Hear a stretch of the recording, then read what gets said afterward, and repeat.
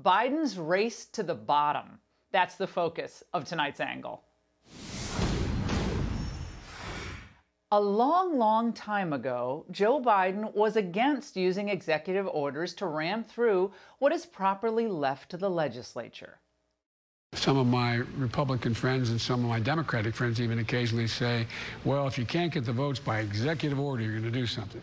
Things you can't do by executive order unless you're a dictator. We're a democracy. We need consensus.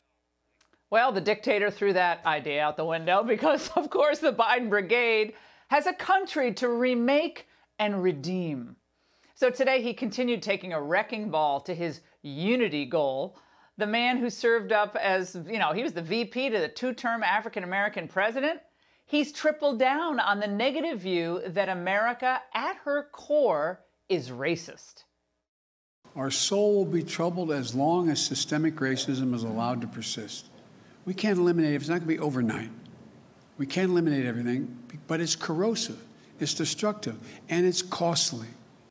Now, to address the aforementioned systemic racism, Biden signed a slew of executive actions today, including barring the DOJ from contracting with private prisons, ending what he calls racially discriminatory federal housing policies, and addressing anti-Asian bias, including references to the COVID-19 pandemic by the geographic location of its origin.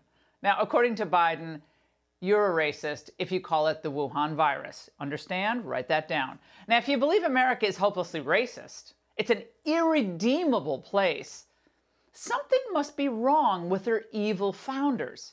Thus, Biden had to officially renounce any prior efforts to establish patriotic education and eliminate Trump's race-blind approach to workplace training. I'm rescinding the previous administration's harmful ban on diversity and sensitivity training and abolish the offensive counterfactual 1776 Commission. Unity and healing must begin with understanding and truth, not ignorance and lies. Does he even know what he's reading? I mean, you have to understand this. A discussion of the wonders of the American founding is now, I guess he said the words in Biden's view, a lie. So if you now believe what most of us were taught in school, that our founding fathers were brilliant, heroic men, no one's perfect, they made mistakes, they all had flaws, some big flaws. But if you thought they were brilliant, heroic men, you're ignorant. And if you praise the wisdom of the framers, you're a liar and probably a racist. Does Biden now renounce then his own Catholic education, his teachers, his professors, who celebrated, for instance, the Declaration of Independence and the Constitution, as well as the men who signed them? The 1776 Commission understood that America is a great nation that nevertheless made some grave errors. Today's left inverts that belief, insisting that we're a gravely evil nation that only occasionally does some good things, like elect Obama and Biden.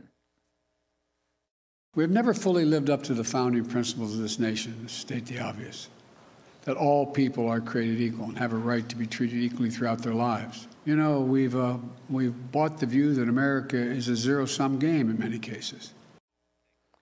It is a wonder that hundreds of thousands of people apply to become American citizens every year from all corners of the earth. Now, I've had the privilege of getting to know many of these hardworking and grateful new Americans, and they're from everywhere from Africa, Central America, beyond. At times, it seems, right, that they understand more about the goodness, the promise, and the opportunities of America than the vengeful, native-born leftists churning out race-based executive orders for Biden. So you have to ask yourself, how did we get here? Well, for decades, radical academics have been teaching students to believe that white privilege is a greater threat to us than the CCP, Islamic terror, the former Soviet Union, unemployment, and certainly any virus. And now, giddy with a compliant Biden in the White House, they now want those who disagree to be shamed, re-educated, punished, and in the case of Trump supporters, purged completely from society. I am not exaggerating that.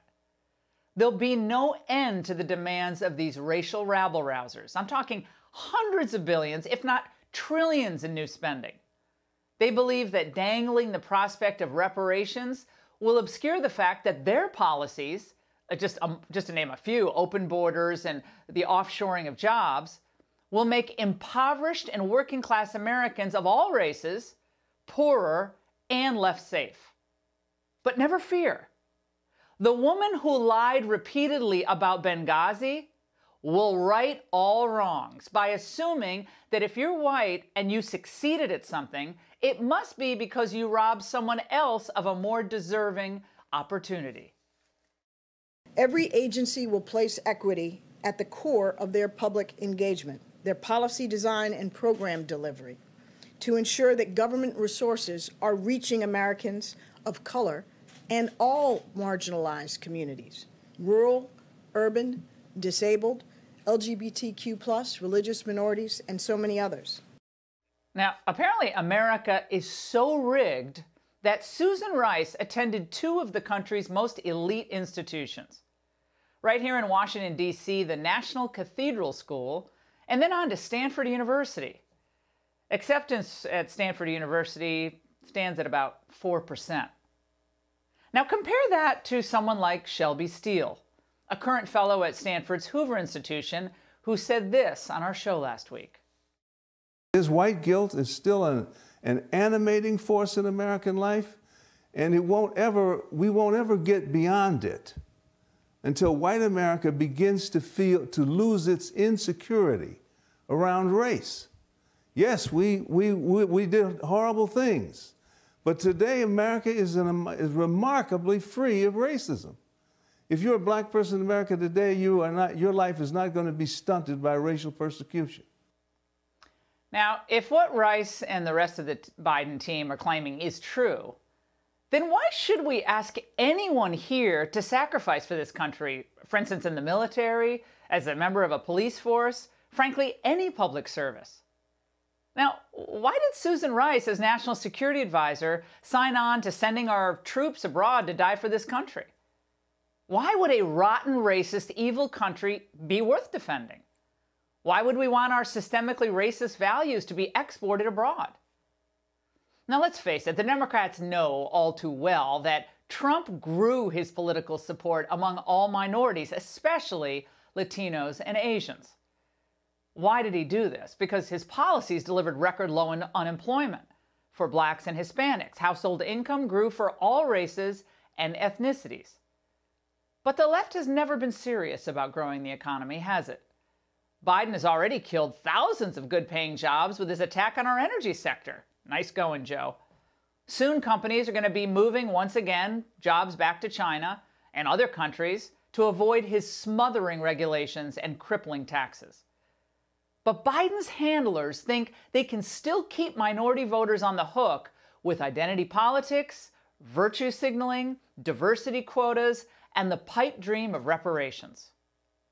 It's so cynical, and more than that, it's so insulting. Like Biden's purported disdain for executive orders, this is all a fraud. It's a cruel hoax. It's cruel both to minorities and to the overwhelmingly good people who make up our American family.